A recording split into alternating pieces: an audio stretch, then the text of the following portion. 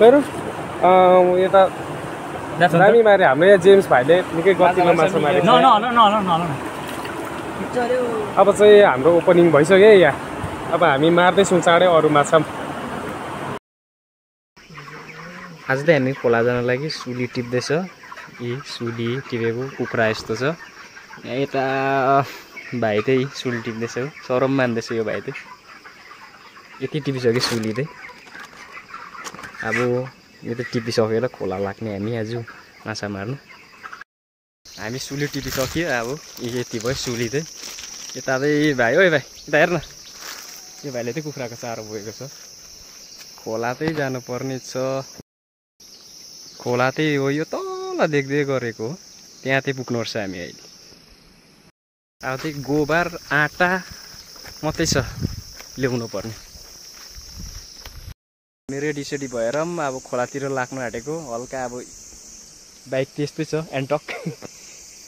Bike यस्तो भइरहेको छ यहाँ अनुहार देखाउनु मान्दैन यो भोसोडीले। अब हामी खोलातिर लागेको। माथिबाट गएर हातबाट हट्टी।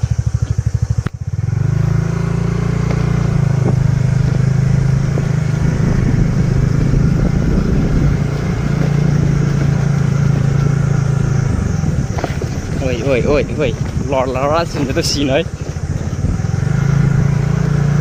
हाम्रो रोड चाहिँ अलिक यस्तै छ खराब। राम्रो पकडे झर्ला चाहिँ।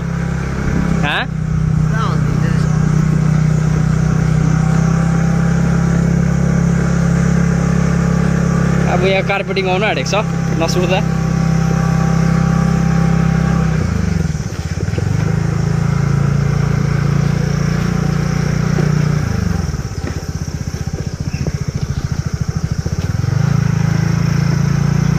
अब हामी चाहिँ गोमा आइपुग्यो।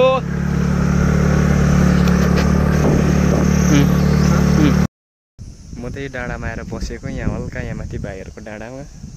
यहाँबाट चाहिँ भ्यूहरू दामी देख्छ। भ्यू चाहिँ यस्तो छ यो डाँडाबाट हेर्दा। त्यो देख्दै गरेको खोला जानुपर्ने तलको खोला आइपुगेको छ। भर्खर खोलाको माथि माथि छ। त्यही यहाँ तल हो देख्दै गरेको यो हामी त्यहीँ जानुपर्ने हो। बाटोहरू चाहिँ यस्तो छ जोडी जोडीबाट निक्लेर जानुपर्ने सिन। खोला चाहिँ आज दमिलो दमिलो देख्दैछ। देख्नु चाहिँ लाग्छ कि लाग्दैन माछा।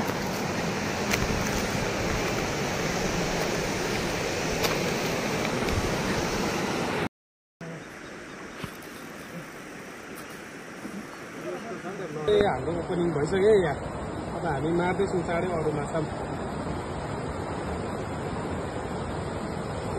दामी पारेको यो छोडिदिउँ ल। अघि मेरो चारो भयो नि दामी हो नि यतिको त है। ल बनाइदिनु।